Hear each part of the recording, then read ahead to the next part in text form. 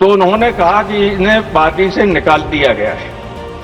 उनकी उन अधिकारी की शक्ल बिल्कुल ब्रजलाल जी से मिलती थी।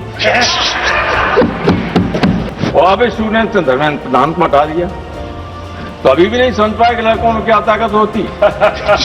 उनकी रोटियां चलती रही केवल मुलायम सिंह और समाजवादी पार्टी के विरोध। पहले कांग्रेस के जमाने में भी थे हमारे यहाँ। सत्ताधारी दल के एमपी को डीजीपी रहते हुए निकाल सकते हैं, तो आप समझिए इनकी बातों का क्या भरोसा किया जाए। तो अभी बोलने का मौका आएगा तब बोलेंगे, त्रिवेदी जी वगैरह बयान देंगे सबको। तो अभी बोलने का मौका आएगा तब बोलेंगे, त्रिवेदी जी वगैरह बयान देंगे सबको। मैंने अभी अपने एक माननीय सांसद को सुना, ब्रजलाल जी को। मैं आपको ये बताना चाहता हूं कि कांग्रेस के जमाने से लेकर अब तक उत्तर प्रदेश के कुछ लोग केवल मुलायम सिंह का विरोध करके या समाजवादी विरोध पार्टी का विरोध करके दिल्ली में राजनीति करते रहे। उनकी रोटियां चलती रही केवल मुलायम सिंह और समाजवादी पार्टी के विरोध। पहले कांग्रेस के जमाने में भी थे हमारे यहां पर, मंत्री बन जाते थे, अब बीजेपी में भी है। एक बार उत्तर प्रदेश में एक एमपी को मुख्यमंत्री के आवास से गिरफ्तार किया गया।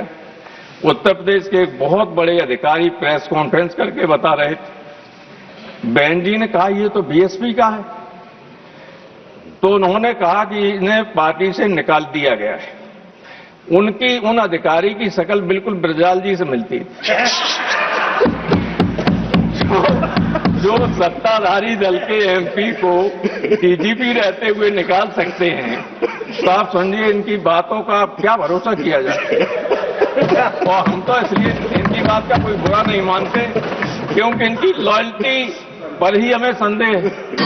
कभी किसी के लॉयल रहे, कभी किसी के लॉयल रहे, जो किसी का लॉयल नहीं रहता उस पर कोई संदेह नहीं। मैं अलाउ करूंगा। इसलिए इन्होंने जो कहा इसको मैंने अदरवाइज नहीं लिया, क्योंकि इसको कोई आदमी सीरियसली ले नहीं सकता। इसमें 90% बातें गलत थी।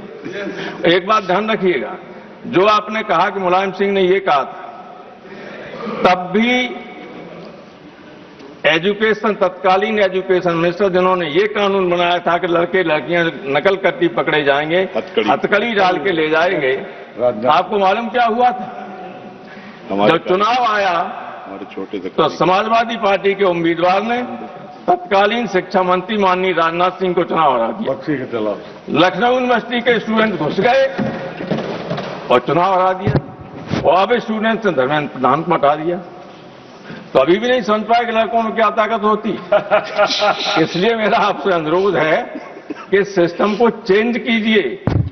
वैसे भी हेल्थ नड्डा साहब राज्य सरकार का राज्य सूची का विषय है, ये उन्हीं को करने दीजिए, क्योंकि सर पे इतना सब वोट लिए हुए। 15% सीटें अपने हाथ में लीजिए, सीबीएसई से चुनाव कराइए, सिस्टम को ठीक कर दीजिएगा। बहुत बहुत धन्यवाद। बहुत शुक्रिया।